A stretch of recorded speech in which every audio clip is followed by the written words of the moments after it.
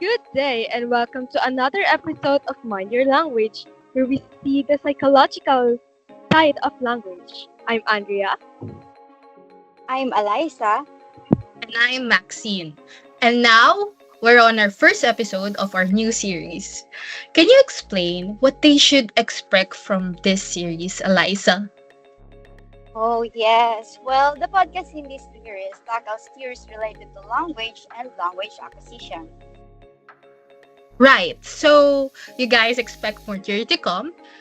We might tackle some debatable topics under the language realm and some weaknesses of theories, controversies, or realizations. Wow, I'm getting excited by your energy, and I'm sure Yes. our listeners are too. Yeah. So, start our first episode with this. I'm sure you're all familiar with this theory, the behaviorist theory. Oh, yes. It's a theory that believes that language develops through conditioning. Yes. It's Viv Skinner, right? The major proponent Mhm. of it in language.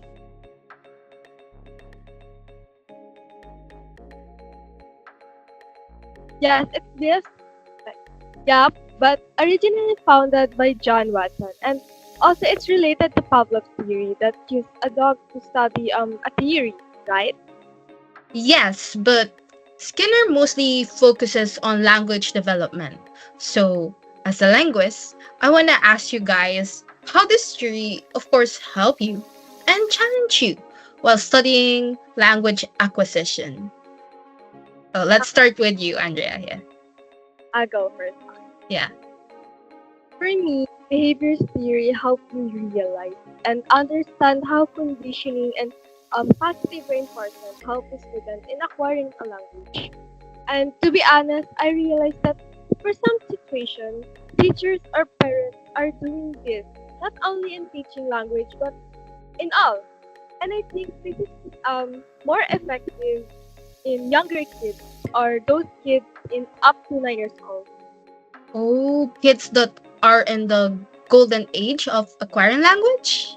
Yes. Uh, Since that time while teaching them language, they can learn language and when it applied behavior theory, um, it's more effective.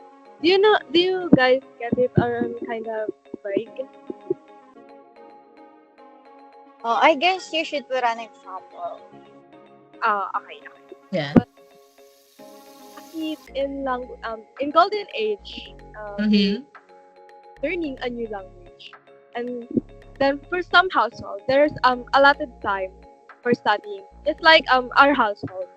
When I was a kid, there's allotted time for studying, and let's say it's every 1 o'clock p.m. Then she's doing great in studying a new language. Then her parent or tutor give her a positive response. For example, a praise or a candy.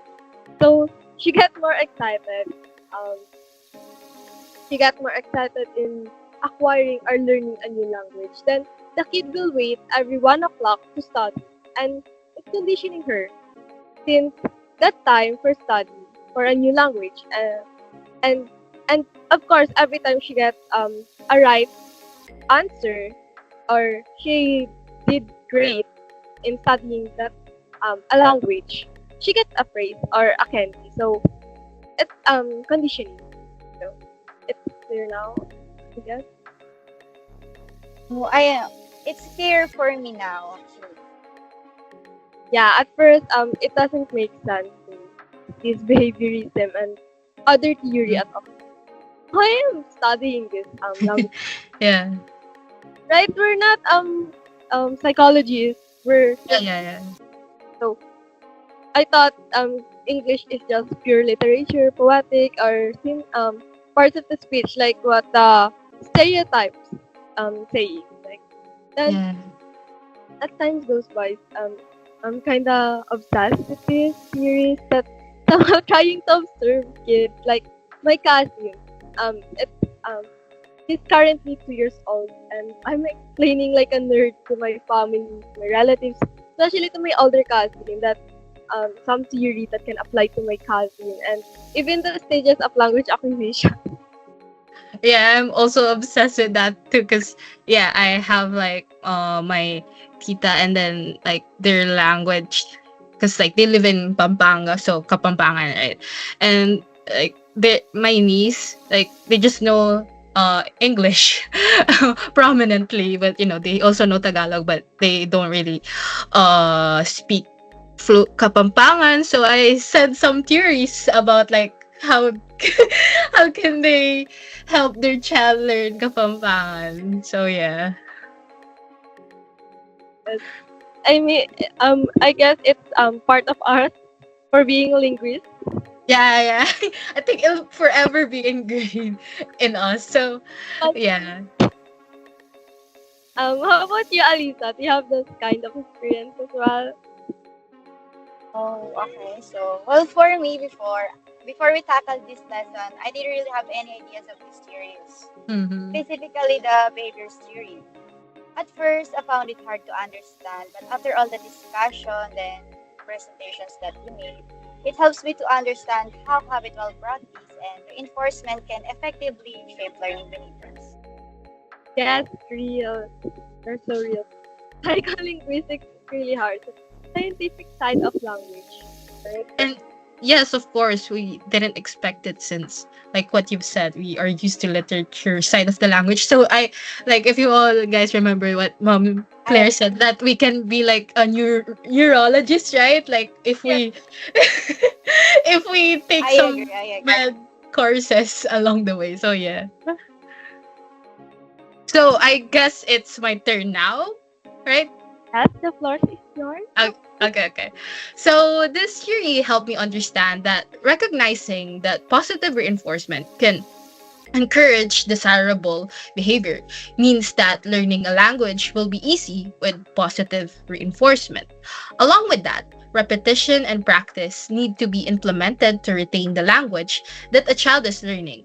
Also, observing and imitating others is a key component of behavior theory.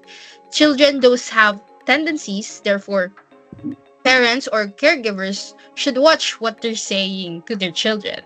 Lastly, operant conditioning can be used to associate language learning with positive experiences, making the process more engaging and effective. Yes. So elders' behavior also should be observed since at those stages, Mhm. like young, of course, we see older guys as the right thing to do. It makes more sense. Yup.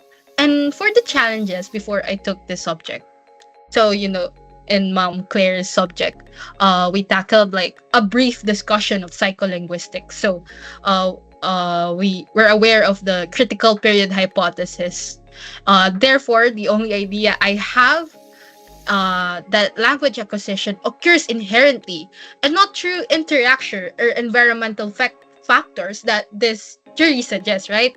So, this theory challenged me with nature versus nurture. But knowing this theory, it made me realize that these factors that make up this theory do make sense. Like if you like the conditioning, the imitation, right? The reinforcement, positive or it can be negative. Yeah, that and this theory can come in handy. Like it really like contrasts it uh when some children were born with a spectrum disorder. Oh yeah. And it's really flattering when you realize that, oh, I've learned a lot after the semester. It's like our semester is really tiring and super long. It's like there's a joke that we're on a semester for 2 years. Oh my But god. that after all of those um struggles that we come through, it's really happy that we acquire this kind of learning, a new learning. That after this semester, at least I know other psycholinguistics except Chomsky, right? Like, Yeah. At least if someone's going to ask who's our favorite linguist, we can recite other names. yeah, Oh, Angie, Chomsky is Angie, really what fun. are you saying? Like I At least like we're not all the same answer. That Chomsky is our favorite psycholinguist. yeah, yeah. You're right.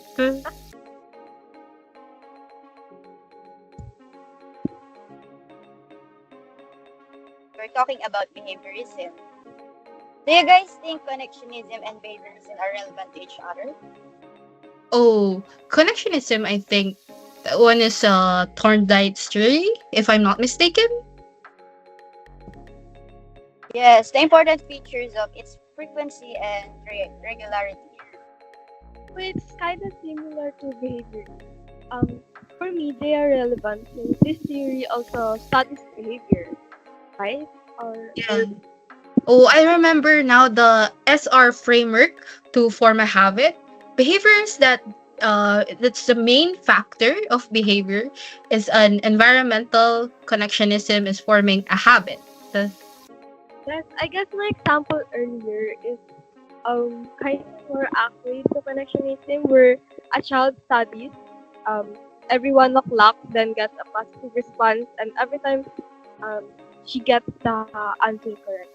That kind of stuff. yes. Like it's quite hard to distinguish the difference between them. So for our listeners, we can give them examples. So yeah, Ali can give one example or examples. Yeah. Okay. Okay, so I'll give the example. So, for example, we're in a classroom and we put the behaviorist theory. The teacher utilizes the reinforcement to shape student behavior. The teacher might employ a token economy system where students earn tokens for completing assignments, which they can later exchange for rewards. So this approach highlights the behaviorist principle of conditioning through positive reinforcement to encourage desired behaviors in educational settings. So while when we put connectionism in a habit, the teacher, for example, before she starts a new lecture, she will at least make a recitation titled about the previous topic or a quiz after a lesson every day. Every day, what happened if it gets discontinued? So if it gets discontinued, it gets weakened so the teacher needs to be consistent to apply the connectionism theory because every day the teacher does it, the students will be study their lesson. Oh, also the law of effect and readiness in Thorndike's theory. Since connectionism has three primary laws: the law of effect, readiness, and law of exercise. When they get the answers correct, there's a positive reinforcement. Every recitation, they can get a reward. Oh, it's like behaviorists. Yes, I can see now they're really relevant to each other. Yes, then the law of readiness is a series of responses that can be chained together to satisfy some goal. In Eliza's example, the law of readiness is when they review their lessons so that before the class starts, they know the answers and they can get a prize or additional grade when they get it right. So it's like they're more excited. Yeah. Oh, it makes sense now. Then the last law is exercise, which Alisa stated earlier that it should be done every day, so it will be effective, right? Yes. Yeah, you're right. So I guess that sums up our top our our topic. Is that it? I really enjoy your topic. Yeah. Hope, maybe next week again, like, what do you guys think good topic, good theory for another episode? Like what theory should we tackle? Yes. I'm guessing we talk about this like the cognitive theory because it's kind of hard. Yeah. In a science side of language, Yeah. So I guess I think well we should explore that because it's more technical than this theories that we've tackled today. yes. So I guess it's a wrap. Yeah, it's a wrap. So let's introduce ourselves again. So I'm Maxine. Again, I'm Andrea. And lastly, I'm Eliza. So yeah, that's the episode, another episode of Mind Your Guys, Language. Bye bye, guys. thank you for listening. Okay, bye bye.